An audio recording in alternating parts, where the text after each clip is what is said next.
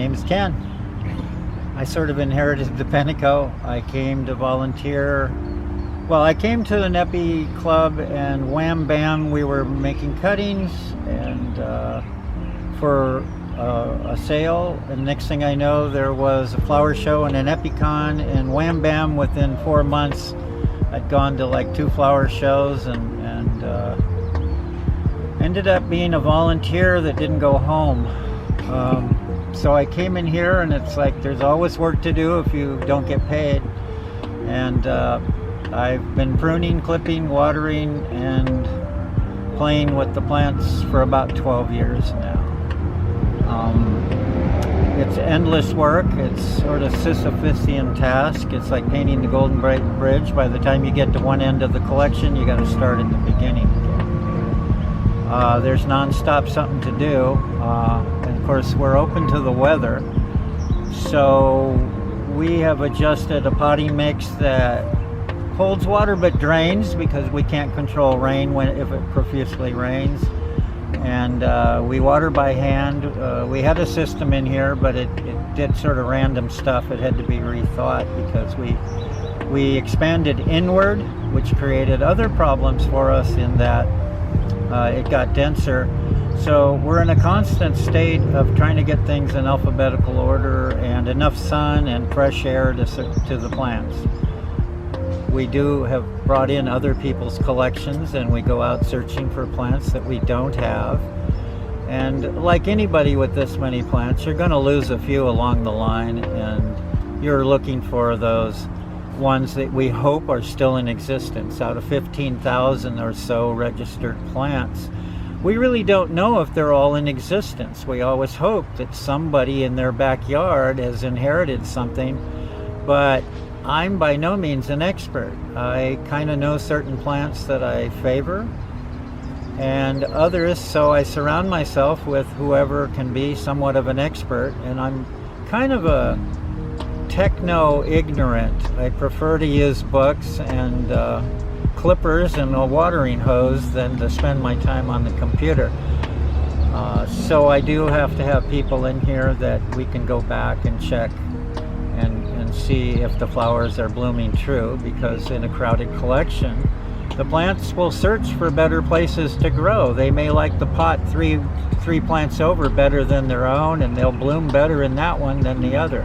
So there's a constant need to go up and down the row and try to straighten things out. Like I said, it's never ending, and there's constant work, and we can only have so much space. We're blessed with this collection that we named the Pentico collection, and that information in the history of Dr. Pentico is already available to you. But basically, he left some money, and some plants apparently eventually got to us, but we started out with about a quarter of this space and slowly grew into it. And with the blessing of the LA County Arboretum, we have a fairly large collection, and I've sort of been given a gate pass. I can come and go as I want. I wear a badge that nobody really knows, and people see me and might ask me how to grow tomatoes, and I just smile and I said, well, I only do these plants. But you know, I meet a lot of people and tell them about the club and say, you got to see this in April and May, you know, you got to see it. You'll understand all what these crazy rangy plants will do. And most people are pretty much blown away if they haven't seen an Epi, or they'll say, hey, my grandmother had something like that. It only bloomed at night. And I said, well, you probably have a species. So anyway, I personally like the hard to grow ones, of course. The smalls and the spiky wheels, which have a certain primitiveness, and one of the things is the reason why they don't grow the same as the others is most of them are 1/4 or 1/2 species, which is why they're off-season bloomers, because they come from a macranthus, a disocactus blend, and that's why they bloom small. No guarantee you'll get a small, because you still have half of your DNA is a hybrid of a hybrid of a hybrid of a hybrid. You know, you don't know. other things, certain colors and shapes I'm partial to, but of course in here we're taking care of the whole collection. But I do keep my eyes on my favorites. And kind of like the late Dr. Kohlschreiber would say, when he had, what's your favorite flower? Well, whatever's blooming that day. You can't say it's ugly. The plant puts out its all, and you've got some incredible shapes and colors. There isn't a bad color, there isn't a bad shape, there isn't a bad combination. You may just prefer something else more, but when you see that flower open, you just get sucked right into its parts, so to speak. And there's sort of an amazing thing as you see the subtle differences when you realize the pollen's a different color, or the style or the stamens might be a little colored. You don't see that at first, you just see the flower. But as you get into it, you get pulled into this other world, so to speak. It's hard to believe some things are from this planet.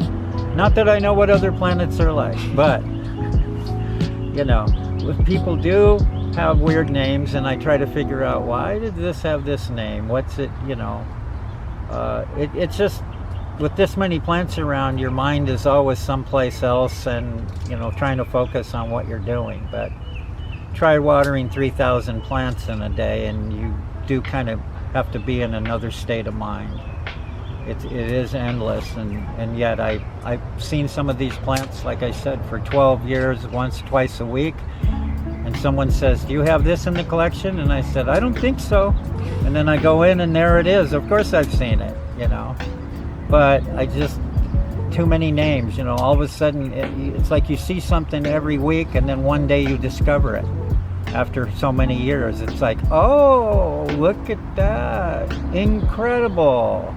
Because now you're focused on it. So it takes a while to build up with this many plants a memory of all this. And sadly, with the passing of Galen Pittman and Robert Kettle, both our last two presidents, they had a pretty good memory of all sorts of stuff.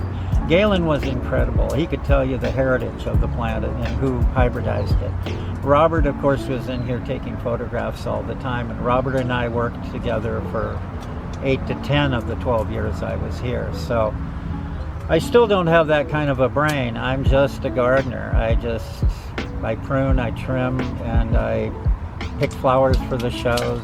I'm perfectly happy doing all this work, but I should say, and it's endless, and that's a good thing.